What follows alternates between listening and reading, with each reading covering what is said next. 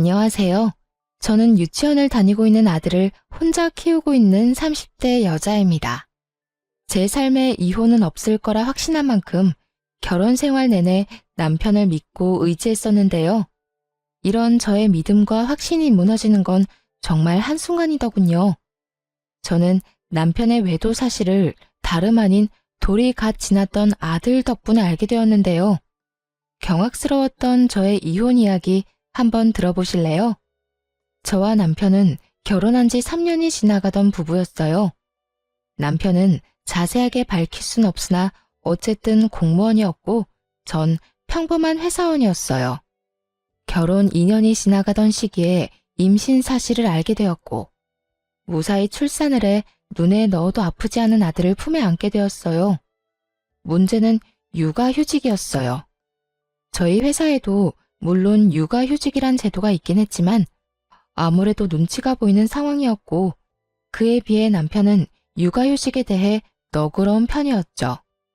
그래서 휴직이 곤란한 저를 대신해 남편이 육아휴직을 쓰고 집에서 아들을 보살피기로 했고 전 그런 남편 덕에 회사에 눈치 보지 않고 몸만 회복하고 출근을 하게 되었던 것이었어요.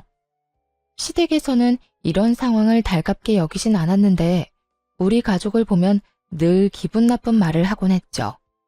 남편이 사표를 낸 것도 아니고 그저 육아휴직을 냈을 뿐인데 꼭 저를 위해 회사를 아예 그만둬버린 것처럼 말이죠.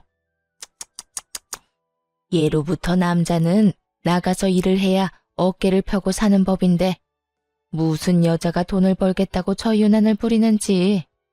자고로 여자는 집에서 살림이나 해야지 밖으로 나돌면 안 되거늘.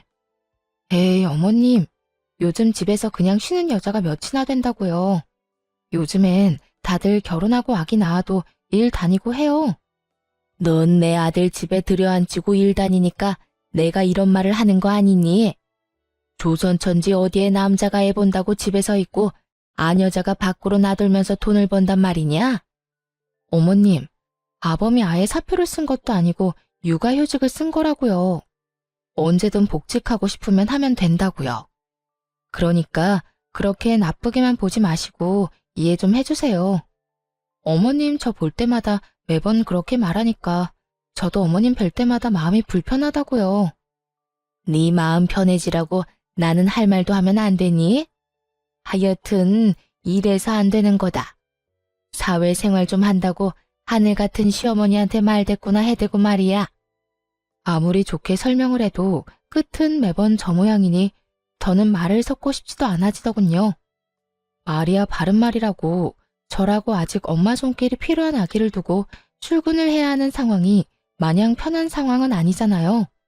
물론 밖에서 사람을 만나는 저와는 달리 온종일 아기와 씨름하는 남편도 힘들겠지만 저 역시 몸도 편치 않은 상황에서 일하랴 집에 와서 살림하랴 보통 힘든 것이 아닌 상황이었죠. 하지만 남편이 절 위해 육아휴직까지 쓴 만큼 저 역시 그런 남편을 위해 최대한 힘든 티를 내지 않고 퇴근하고 나선 남편을 쉬게 하려 노력했는데 저딴 말이나 들으니 기분이 좋지만은 않은 상황이었죠. 거기에다 제 기분을 가장 상하게 했던 말은 다름 아닌 이 말이었어요. 여자는 밖으로 돌리면 사고치게 돼 있다고. 어디 가서 애 뭔 짓이나 하고 다니고 있는지 누가 알겠어? 남자, 외간 남자 말이다. 시모는 이미 제가 회사를 다니며 외도나 저지르고 다니는 여자 취급을 해댔고 저는 정말 제 몸에 카메라라도 달아서 제 치열한 하루를 보여주고 싶은 심정이었죠. 남편은 시댁에서 이런 말이 나올 때마다 이런 말을 하곤 했어요. 우리 부모님이 옛날 분들이라서 그래. 특히 엄마 사고방식이 조금 고지식해서 아마 그런 식으로 말씀하시는 걸 거야. 당신이 나가서 정말 그런 짓을 한다고 생각하는 게 아니라 그냥 말만 저렇게 하시는 것뿐이야. 멀쩡한 아들이 집에서 아기 보고 있다는 사실이 속상하셔서 하는 말이지 뭐. 그러니까 당신 너무 속상해하지 마. 마음에 담아두지도 말고 말이야. 제 마음을 달래주려고 하는 말인 걸 알면서도 계속해서 반복되는 말과 상황 앞에서 남편의 위로 섞인 변명을 들리지 않았고 저는 점점 마음이 상해갔어요. 그러던 어느 날 아들이 열감기에 걸려 고열이 나게 되었고, 이 소식을 전해 들은 시모가 저에게 전화를 걸어 모든 것을 제 탓으로 돌리며 화를 내기 시작하더군요. 이래서 애는 엄마가 키워야 한다는 거야. 애 엄마라는 게 애는 뒷전이고 밖으로 나다닌다고 바쁘니 애가 감기나 걸리지. 가뜩이나 아픈 아들을 두고 출근하는 것이 마음도 편치 않고 아들과 남편에 대한 미안한 마음 때문에 눈물을 쏟아내고 싶은 심정인데 퇴근하고 집에 돌아오자마자 저딴 소리나 듣고 있으니 그야말로 폭발을 해버리고 말았어요. 어머님은 제 아들이 눈이 간지러워서 눈만 깜빡거려도 제 탓을 하실 건가요? 애들이 크다 보면 아프기도 하고 감기에 걸리면 열도 날 수 있는 일인데 그건 애가 크는 과정인 거지 누가 잘못하고 누가 틀려서 그런 일이 일어난 게 아니잖아요. 자연스럽고 당연한 일인데 왜 그걸 제 탓으로만 돌리세요? 저도요, 회사 다니고 싶어서 다니는 거 아니고요. 회사 다니고 싶은 남편 끌어다 앉힌 것도 아니라고요. 육아휴직을 먼저 내겠다고 말을 꺼낸 사람도 육아휴직을 결정한 사람도 다 남편이니 더는 저한테 이런 식으로 말하지 마세요. 너 이때까지 이렇게 할 말이 많은데 어떻게 참고 살았니? 입이 무거운 건지 속이 엉큼한 건지 알 수가 없구나.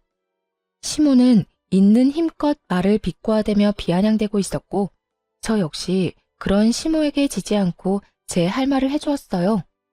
언젠간 그만하겠지 싶어 이때껏 참았는데 계속 참았다간 아들이 다 커서 장가 갈 때까지도 잘 되면 남편 덕분 뭐 하나라도 잘못되면 제 탓이라고 할 것 같아서 더는 참을 수가 없었네요. 넌 무슨 말을 그렇게 하니? 내가 또 언제 그렇게까지 네 탓만 했다고. 남들이 들으면 크게 오해하겠어. 난 전부 너를 걱정하는 마음의 한 말이었단다.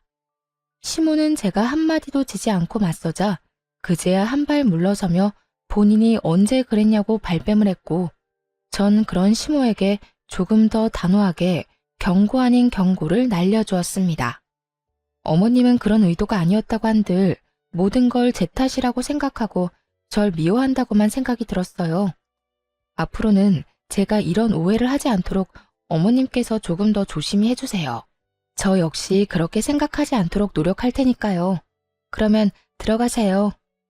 저는 그대로 전화를 끊어버렸고 남편은 그런 제가 심했다고 생각했는지 저에게 이렇게 말하더라고요. 꼭 그렇게까지 말했어야 했어. 엄마도 애가 아프니까 속상해서 하는 말이잖아. 이때까지 잘 참다가 갑자기 왜 그래? 내가 참기만 하면 어머님이 그만했을 것 같아? 아마 모르긴 몰라도 날 한평생 못 살게 굴었을 거라고. 난 절대 그렇게는 못 살아. 내가 무슨 죄를 지었다고 이런 말을 듣고 살아야 해? 당신이 나서서 막아줄 거 아니면 앞으로 아무 말도 하지 말고 지켜놔봐. 제가 이런 식으로 단호하게 말하자 남편도 가만히 있어주더라고요. 남편은 알았던 거죠. 제가 한 번 아니라고 생각하고 화가 나면 말릴 수 없다는 걸 말이죠. 남편은 더는 이 일을 입에 올리는 일은 없었고 시모 역시 여전히 저를 싫어하는 티가 나긴 했지만 모든 것을 제 탓으로 돌리는 태도는 점차 줄어들더군요. 그렇게 1년이라는 시간이 지났고 무사히 아들의 돌잔치를 마치고 난 얼마 뒤였어요. 남편은 슬슬 복직하고자 하고 있었고 아들을 잃은 시기에 어린이집을 보내야 한다는 사실을 친정엄마가 알게 된 모양이에요. 아이가 조금 더 클 때까진 봐주신다고 먼저 말해주셔서 한숨 돌린 상황이었죠. 남편의 복직이 결정되고 복직의 날이 다가오던 어느 날, 남편의 생일 역시 맞물리게 되어 같은 사무실 동료들을 집으로 초대하게 되었어요. 남편이 육아휴직을 내는 동안 여러모로 고생 많으셨다는 의미로 미안함과 감사한 마음을 표현하기 위해 겸사겸사 마련한 자리였어요. 약속 시간이 되자 남편의 동료들이 집으로 찾아왔고 준비된 음식들을 먹고 있으니 낮잠에서 깬 아들이 나오더라고요. 당시 낯을 가리기 시작했던 터라 낯선 사람들의 모습에 울음을 터뜨리거나 곧장 전화 남편에게 다가가 안길 거라고 예상했던 제 생각과는 달리 제 아들은 한 여자 직원의 품으로 달려가 안기더니 이렇게 말하더라고요. 엄마, 어눌하지만 정확한 말 엄마였어요. 엄마, 아빠, 할미 정도는 할 줄 알았고 낯을 가린다는 것 자체가 익숙한 사람은 알아본다는 거잖아요. 분명 낯가림이 극에 달했던 시기였는데 낯선 여자에게 안겨버리는 아들을 보고 있으니 참 의아하더라고요. 어머, 지혜씨가 애들한테 인기가 많나 보네. 어떻게 이 많은 사람 중에 단번에 지혜씨한테 가서 안기나? 그러게, 엄마라고 하는 말 들었지? 아기 목소리 너무 귀엽다. 지혜씨, 기분이 어때? 처녀가 한순간에 아기 엄마가 되었네. 오늘은 제가 하루 동안 엄마가 되는 건가요? 그나저나 아기가 너무 귀엽네요. 한 품에 쏙 들어오는 게 기분이 너무 이상해요. 저마다 아들의 행동을 보며 귀엽다며 까르르거리며 대화를 나누고 있었고 아들을 안고 있는 여자 직원 역시 너스레를 떨며 아들을 더 꽉 안더라고요. 거기까진 그러려니 하며 아들이 그 여자 직원이 마음에 들었나 보다 애써 넘길 수 있었어요. 하지만 정말 의아한 일은 그 뒤에 일어나고 있었죠. 아들은 그 여자 직원의 무릎에 앉아 끊임없이 그 여자 직원에게 엄마라고 하고 있었고 그 여자 직원은 당황하는 기색 하나 없이 아들을 자신의 앞에 앉히고선 익숙하다는 듯 아들을 돌보고 있더라고요. 아들이 가장 좋아하는 발바닥 주물러주기부터 해서 울다가도 바나나만 주면 뚝 그치는 아이한테 바나나까지 먹이고 있었어요. 가족이 아니라면 알지 못하는 아들의 특성을 세세하게 잘 알고 있는 여자 직원을 보며 다른 사람은 몰라도 저는 알 수 있었죠. 이 여자 분명 내 남편과 무언가가 있다는 것을 말이죠. 거기에다 그런 제 예상을 뒷받침해주듯 남편은 지나치게 제 눈치를 살피기 시작하더군요. 전 그런 남편을 보며 더욱 제 가설을 확신하게 되었고 표정 관리에 힘쓰며 무사히 식사 자리를 마무리하게 되었습니다. 손님들을 다 보내고 난 후 여전히 제 눈치를 지나치게 살피는 남편을 최대한 아무렇지도 않게 대하고 있었어요. 제 마음엔 99% 정도 그 여자가 그저 직장 동료가 아닐 거란 걸 확신하고 있었지만 혹시나 제가 큰 오해를 하고 있다면 그거 역시 그거대로 많이 곤란한 상황이 될 수 있을 테니까요. 전 표정 관리를 하며 오늘 하루 무사히 잘 넘겨 다행이라는 말을 하며 은근슬쩍 그 여직원 이야기를 꺼냈어요. 그 여자 직원 우리 아들 엄청 잘 봐주더라. 아들도 좋아하고 말이야. 덕분에 편하게 밥도 먹고 수다도 떨었네. 출근하면 고맙다고 해줘. 들어보니까 조카들이 어리다고 하더라고. 그래서 애들도 잘 보고 애들도 잘 따르고 하는가 보더라. 어찌되었든 당신이 오늘 편했다니 다행이다. 나 때문에 당신이 너무 고생하는 거 아닌가 생각했거든. 들어가서 좀 쉬어. 뒷정리는 내가 할게. 아니야, 같이 해. 혼자 언제 다 하려고 그래. 아니야. 내가 다 할 수 있어. 당신은 준비하느라고 정신 없었을 텐데 얼른 들어가서 쉬어. 내가 얼른 끝내고 들어갈게. 그래? 그러면 수고해. 남편은 묻지도 않은 직원의 가족관계까지 설명하며 저를 방으로 밀어넣으려 하더군요. 결국 남편에게 뒷정리를 맡기고 안방으로 들어와 버렸습니다.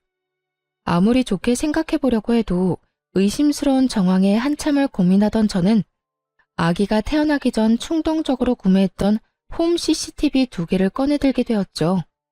무선으로 몰래 숨기기 좋아 보였거든요. 하나는 남편이 거실을 치우는 사이 아기 수납장 맨 위 인형들 사이에 숨겼고 하나는 남편이 자는 사이 거실에 있는 수납장 안에 숨겨두었죠. 아예 신경을 쓰지 않고 보면 아무도 눈치채지 못할 정도로 몇 번이고 확인했고 그렇게 아무 일도 아무것도 모르는 척 일상생활을 잘하고 지냈죠.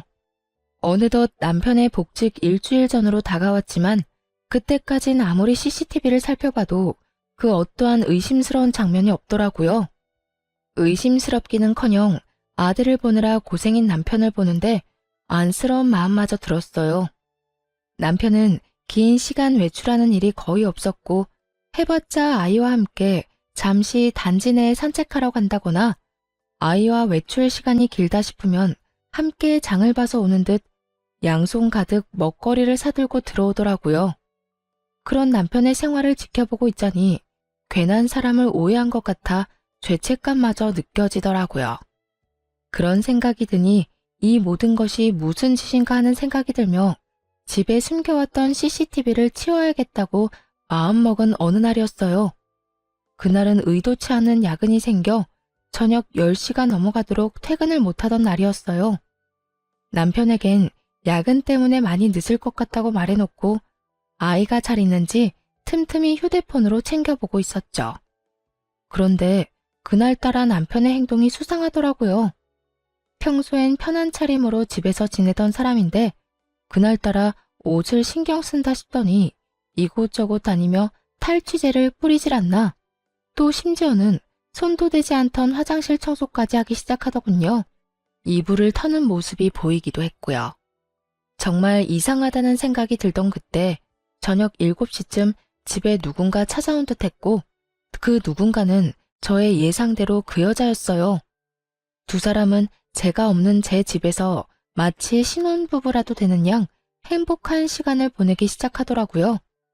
그러면서 나누는 두 사람의 대화에 손이 벌벌 떨리더군요. 자기야, 왜 이렇게 오랜만에 왔어? 아이고, 혹시 모르잖아. 일도 바쁘기도 했고 그날 주원이가 나한테 엄마라고 하면서 내 무릎에 앉는데 내가 태어난 척했지만 정말 깜짝 놀랐다니까. 자기 부인은 아무 말도 안 했어? 내가 말했잖아. 그 여자 눈치가 진짜 없다고. 그날도 무사히 잘 넘겼다고. 자기 덕분에 밥 편하게 먹었다고 오히려 고마워하더라니까.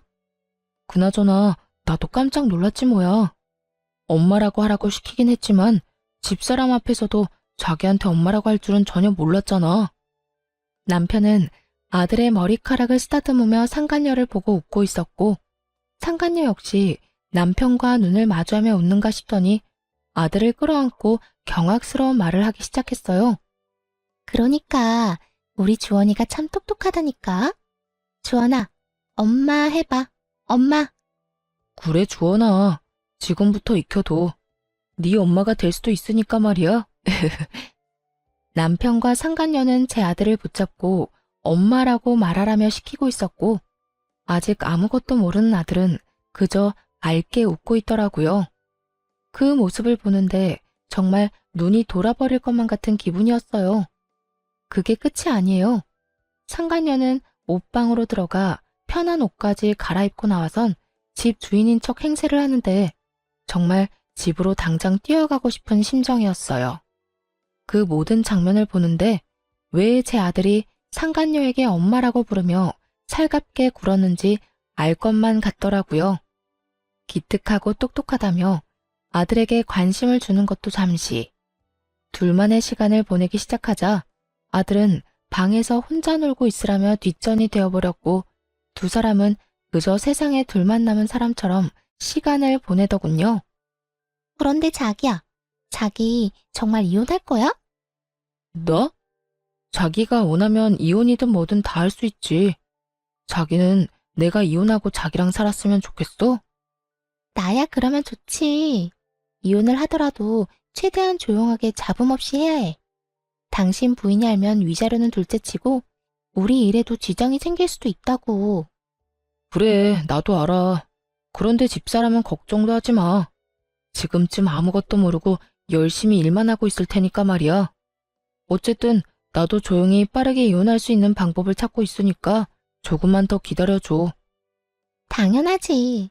언제까지든 기다릴 테니 이혼하고 오기나 해. 두 사람은 제가 모든 것을 듣고 보고 있다는 사실은 상상치도 못한 채 저와의 이혼을 계획하고 있었고 그 모습을 보는 저는 분노로 몸이 다 떨려왔어요. 그렇게 전 모든 상황들을 보며 이혼을 결심하게 되었고 아들을 뺏기지 않고 보호하고자 계획을 세우게 되었죠.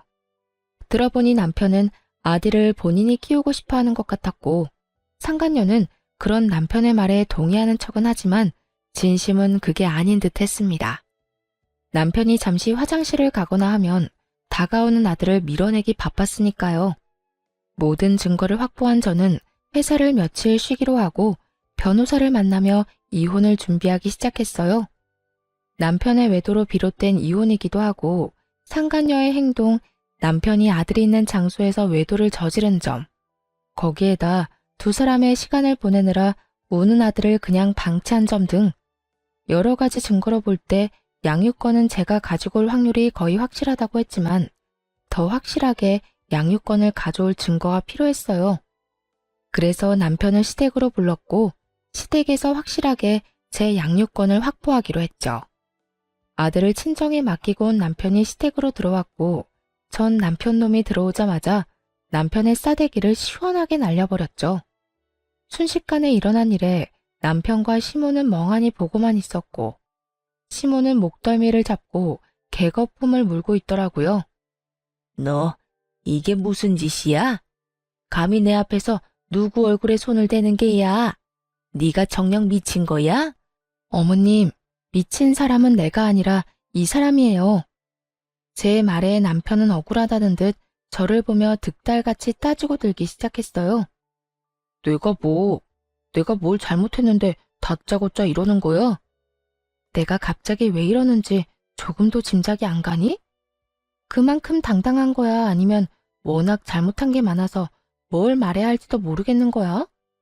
말을 해. 당신이 아무 설명도 없이 이러는데 내가 어떻게 알아? 정확히 설명을 해보란 말이야.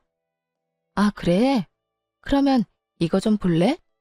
여전히 아무것도 모르겠다는 표정으로 피해자인 척하는 남편을 향해 미리 영상분을 캡처해 뽑은 사진을 남편의 얼굴에 냅다 던져버렸어요.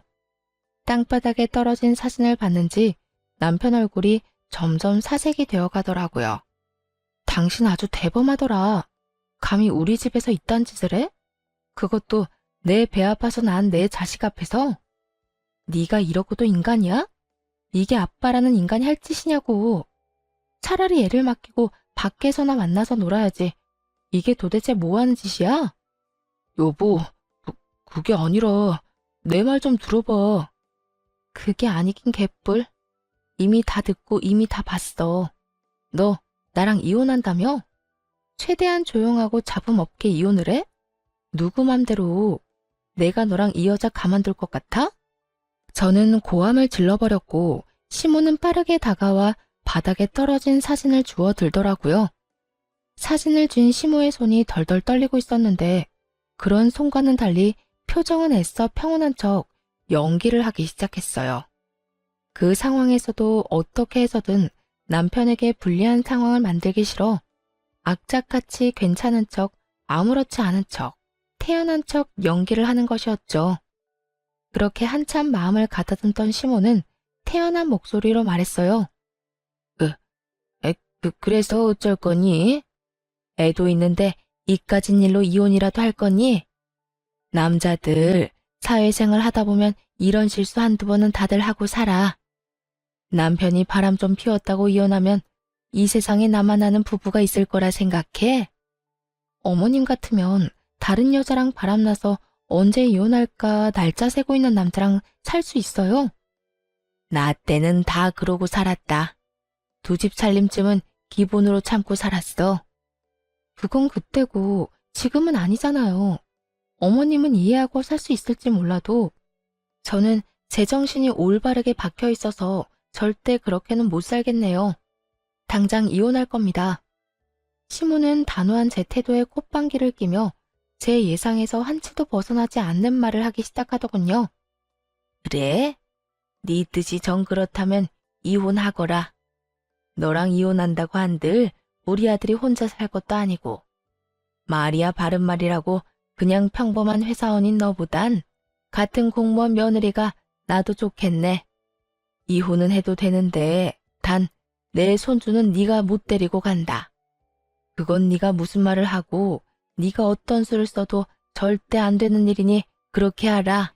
이미 예상했던 대로 흘러가서 그런가 저딴 말을 들어도 놀랍지도 않더라고요. 전 그런 시모의 말에 눈 하나 깜빡하지 않고 준비한 말을 꺼냈어요. 그러죠 뭐. 여자 혼자 아들 키우는 게 어디 보통 일이겠어요? 그렇게 원하신다면 제 아들 데리고 가서 잘 키워보세요. 그런데 어머님, 새며느리 될 이 여자도 과연 어머님이랑 같은 생각일까요? 나이도 어려 직업도 공무원이라 앞날이 창창한데 이혼남인 것도 모자라 애까지 있다고 하면 글쎄요. 지금은 사랑에 눈이 멀어서 앞뒤 재지 않고 이딴 짓까지 한다고 쳐도 막상 정말 이혼까지 하고 애까지 키워야 한다고 하면 그 여자가 순순히 받아들일지는 잘 모르겠네요. 뭐야? 지금 네 말은 그 여자가 내 손주를 안 키워주기라도 할 거란 말이야? 그렇잖아요. 어머님 같으면 직업도 공무원에 나이도 어린데 이혼남도 모자라 애까지 키워야 한다고 하면 그런 결혼할 것 같아요. 제가 본 게 좀 있어서 그러는데 그 여자 절대 제 아들 제대로 안 키울 거예요. 우리 집에 나 몰래 왔을 때도 남편이 화장실 가니 애는 나 몰라라 하던데요, 뭘. 이렇게 바득바득 우겨서 데려간 아들 다른 데는 맡기지는 못할 거고 그렇다고 해서 어머님이 이제 걷기 시작한 애를 도맡아 키울 수는 없을 텐데 그래도 손주가 아까워서 저에게 못 주겠다고 하면 하는 수 없죠. 제가 포기할게요. 시모는 제 말을 가만히 듣고 있더니 일리가 있다 싶었는지 순식간에 말을 뒤집더군요. 아, 아니다. 모름지기 애는 엄마가 키워야 하는 게야. 나야 물론 내 새끼 곁에 두고 보면 좋겠지만 어디 내 생각만 할 수 있니? 우리 손주를 위해서 이 할미가 포기할 건 포기해야지 뭐. 시모의 말에 남편이 나서 그럴 순 없다고 했지만 그 역시도 아들 혼삭기를 막을까 걱정됐던 시모가 득달같이 반박하고 나서주더군요. 그래도 애를 어떻게 보내? 난 내 아들이랑 같이 살 거야. 내 아들이랑 떨어져 살기 싫다고. 이 녀석아, 조용하지 못해? 애야 한 번씩 보면 되지만 넌 이혼해서 혼자 어떻게 살 거야? 한평생 외롭게 살 거야? 그건 걱정하지 마. 쥐가 우리 아들 자기 자식처럼 키워준다고 했다고. 그걸 다 믿어? 지금이야 너한테 눈이 멀어서 애가 어려도 뭐든 다 하겠다고 말하겠지만 막상 너 이혼하고 네가 아쉬운 처지 돼봐라. 그때도 네 말처럼 애 키운다고 말이 나올지. 그리고 너희 살면서 애라도 생기면 어떻게 할 거야? 여자는 제 배 아파 낳은 자식한테 손길 눈길 한 번씩은 더 가게 되는 법이야. 설마 우리 쥐에 그런 여자 아니라고.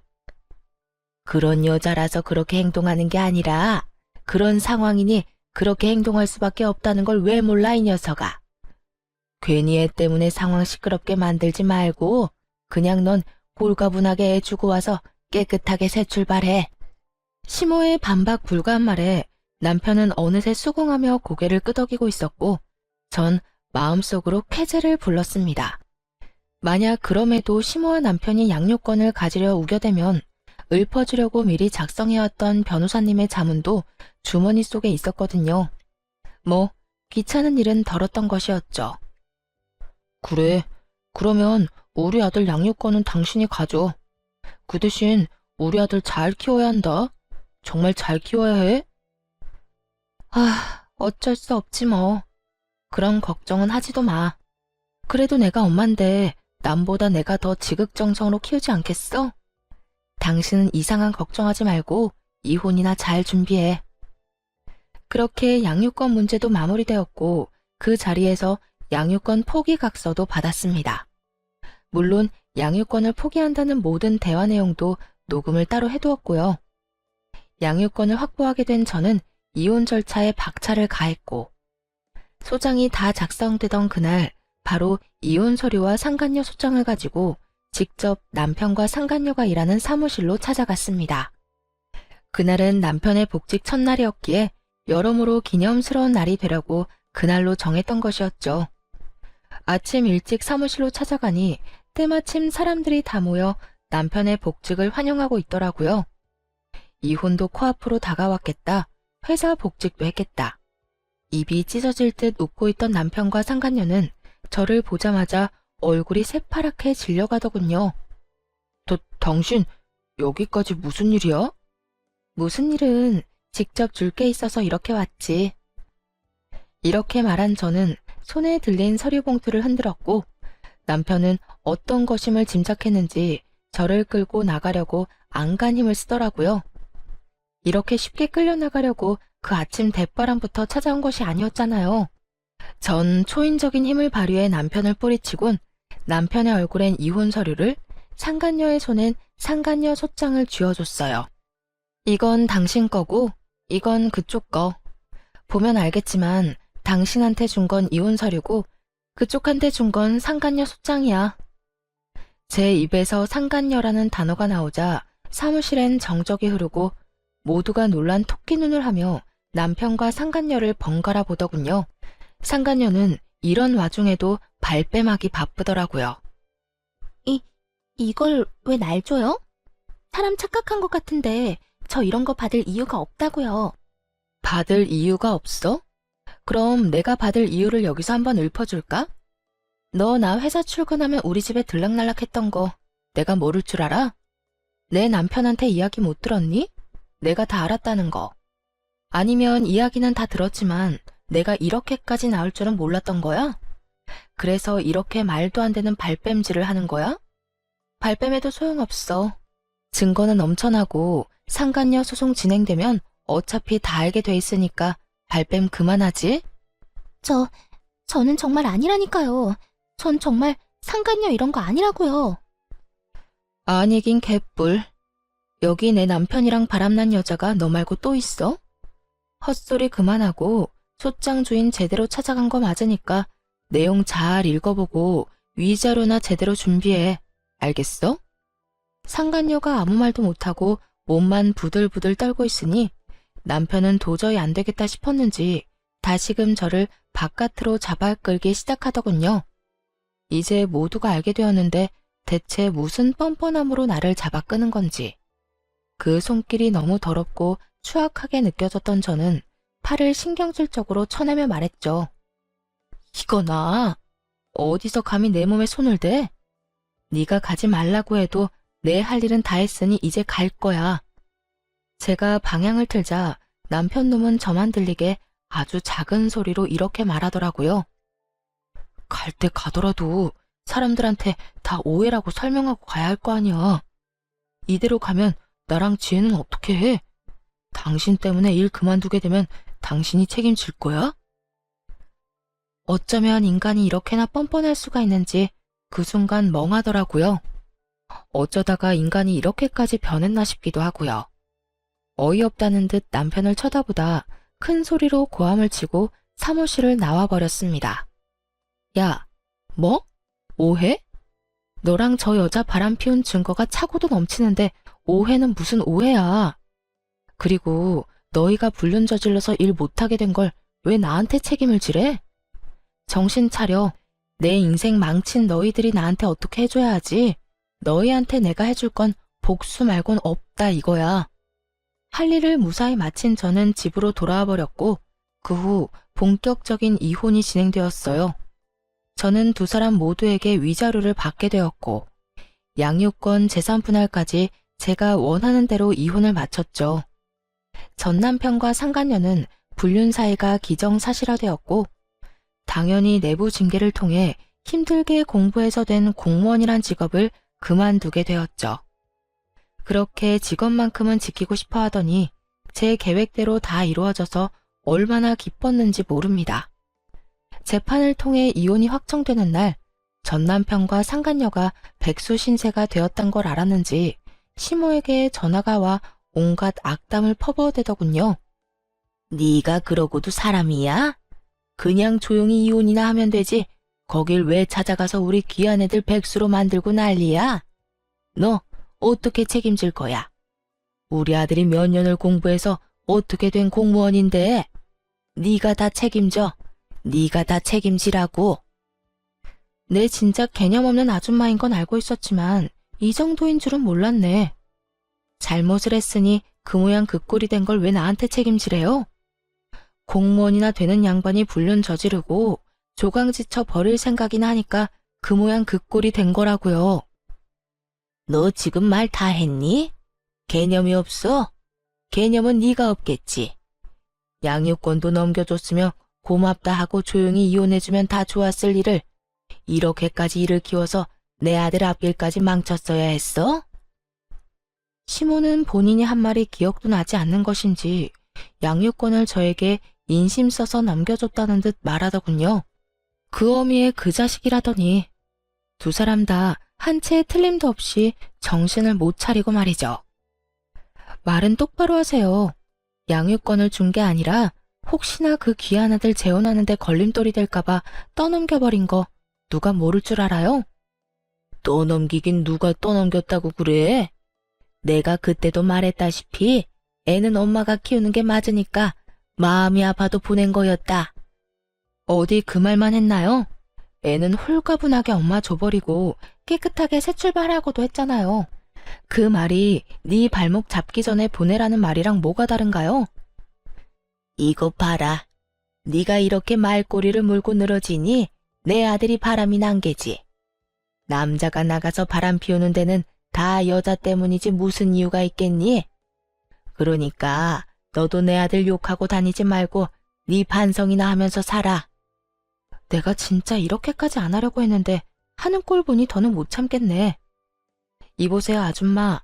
아줌마가 그따위로 아들을 키우니까 그 모양 그 꼴이 된 거라고요. 그리고 내 입으로 내가 무슨 말을 하고 다니든 아줌마가 무슨 상관이에요? 나한테 신경 끄고 아들하고 새로운 며느리한테나 신경 쓰고 살라고요. 그리고 그렇게 금쪽 같은 아들한테 말 좀 전해줄래요? 백수가 되었든 말든 재혼을 하든 말든 난 관심 없는데 양육비나 똑바로 잘 보내라고. 그러면 끊을게요. 그 후 얼마 지나지 않아 전 남편과 상간녀의 재혼 소식이 들려오고 저에게 위자료를 주느라 꽤 큰 돈이 나간 두 사람은 시댁에 합가를 해서 신혼 살림을 시작했다는 이야기를 들을 수 있었어요. 그렇게 2년이란 시간이 지났고 전 그 악몽 같던 날들을 잊으려 노력하며 잘 지내고 있었죠. 이사도 해버렸고 연락처도 진작 바꿔버려 더는 연이 닿을 일이 없을 거라 생각했는데 술에 취한 전 남편이 새벽에 집으로 찾아온 것이 아니겠어요? 여긴 어떻게 알고 찾아온 거야? 아, 술 냄새. 술 먹었니? 나 술 좀 먹었어.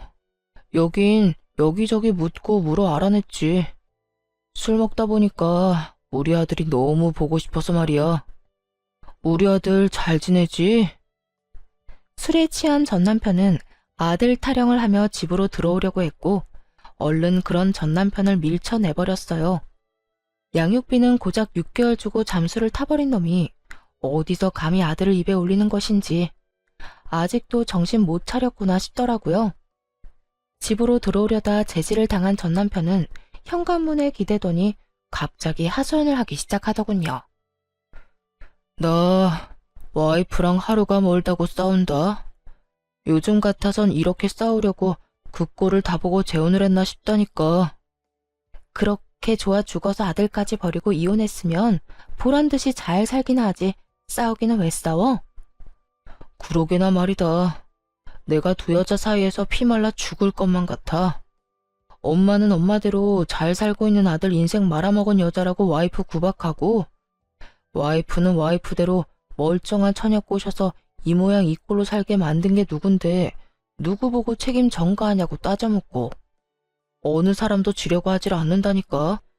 그렇게 싸우고 나면 그 화를 우리 방까지 가지고 와서 나한테 짜증을 내니 우리도 싸우게 되고 내가 요즘 정말 미치겠다. 전 남편은 웃기지도 않게 저에게 부부싸움을 한 이야기를 꺼내더군요. 그래서 요즘 그렇게 싸운다고 하소연이나 하려고 찾아왔니? 그것도 이 새벽에? 아니, 그렇게 힘들다 보니 우리 아들이 너무 보고 싶더라고. 그래서 찾아왔지. 그래서 말인데 잠시 얼굴만 좀 보여주라. 응? 밀고 들어오려는 전 남편을 최선을 다해 막아서며 양육비 이야기를 꺼냈죠. 얼굴 같은 소리 하네. 내가 너 양육비 청구 소송하려다가 네 인생이 불쌍해서 참고 있는 거야. 이때껏 밀린 양육비 일시불로 내놓을 거 아니면 헛소리 하지 말고 얼른 가라. 아랑곳하지 않고 술주정을 부리기 시작하더군요. 이미 정신이 나가버린 상태인 듯했고 주머니를 뒤져 전 남편의 휴대전화로 상간녀에게 전화를 걸었어요. 지금 시간이 몇 시인데 안 들어오고 뭐해?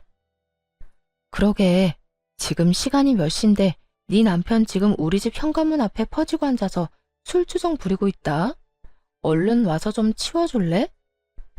제 말에 상간녀는 노발대발하며 고함을 질러댔고 전 주소를 알려주며 그렇게 고함을 지를 시간에 얼른 와서 이 인간 쓰레기나 빨리 치우라고 해버렸죠. 그렇게 전화를 끊고 얼마 지나지 않자 임신을 했는지 배가 꽤 나온 상간녀가 화를 내며 오더라고요. 이게 도대체 무슨 일이야? 두 사람 나 몰래 만나고 있었어요? 두 사람 재결합이라도 하기로 했냐고. 내가 미쳤어? 이딴 인간이랑 재결합하게. 그러면 내 남편이 왜 여기 있어요, 왜? 나한테 복수라도 하려고 내 남편 끌어들였어요? 너도 당해봐라 이거냐고요. 야, 가지라고 해도 안 가고 오라고 한 적도 없거든? 알려준 적도 없는 집 찾아와서 이러는데 나보고 어쩌라는 거야? 난 네 남편한테 아무런 감정도 없으니까 제발 좀 데리고 가고 앞으로 네 남편 단속이나 좀 잘해. 다음에 또 이딴 식으로 찾아오면 경찰에 신고할 거라고 꼭 좀 전해주고. 상간녀는 저를 한번 쏘아보더니 전 남편을 흔들어 깨워 질질 끌고 집으로 돌아가더군요. 그 꼴 참 보기 좋다 싶었네요. 그 후 들리는 전 남편은 또 제 번호를 어떻게 알았는지 연락이 와선 친절히 그 뒷이야기를 전해주더라고요. 당신 도대체 내 와이프한테 그날 뭐라고 한 거야? 혹시 뭐 오해할 만한 이야기 했어?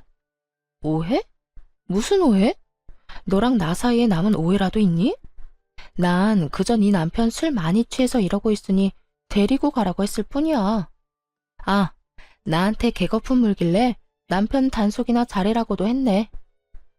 별 말도 안 했는데 내 와이프는 왜 그러는 거야? 당신하고 나하고 다시 만나는 게 분명하다면서 흥신소에 의뢰를 해서라도 증거 잡아낼 거라고 난리를 부리는데 나 정말 미치겠다고. 도대체 우리 집이랑 전화번호 누가 알려줬는지 모르겠는데 이딴 말이나 하려고 전화했니? 술도 다 깬 것 같으니까 다시 한번 말할게. 너 나한테 연락하고 찾아오려거든 밀린 양육비 다 내놔. 양육비는 꼴랑 6개월 주고 입 닦아놓고선 어디서 양심도 없이 연락질이야? 네 부인이랑 싸우든 말든 난 관심도 없으니까 찾아오지도 말고 연락도 하지 마. 한 번만 더 연락하거나 찾아오잖아? 경찰에 신고는 물론이고 바로 양육비 청구 소송 들어갈 테니까 그렇게 알아. 전 전화를 끊어버리고 차단을 해버렸고 그 후 다른 소식이 들려오더군요. 상간녀의 광기 어린 집착에 결국 전 남편도 폭발을 했는지 큰 싸움이 되어버렸고 화가 머리끝까지 난 상간녀는 전 시댁을 뒤집어 엎어버리고 짐을 싸서 나가버렸다고 하더라고요. 전 시모는 그 모습을 보곤 목덜미를 잡고 뒤로 넘어가 버렸고 세상에 다시 없을 사랑이라고 자부하던 두 사람은 이혼을 하게 되었다고 합니다. 뱃속에 아기까지 있는데도 말이죠. 그렇게 사랑해서 모든 걸 다 버리고 결혼까지 하더니 그 사랑의 결말이 겨우 가정 파탄이라니. 역시 불륜 커플에 어울리는 결말이다 싶었네요. 그러게 바람 피운 게 뭔 죄냐며 창피한 줄 모르고 나댈 때 알아봤죠. 그 후 전 잘 지내고 있습니다.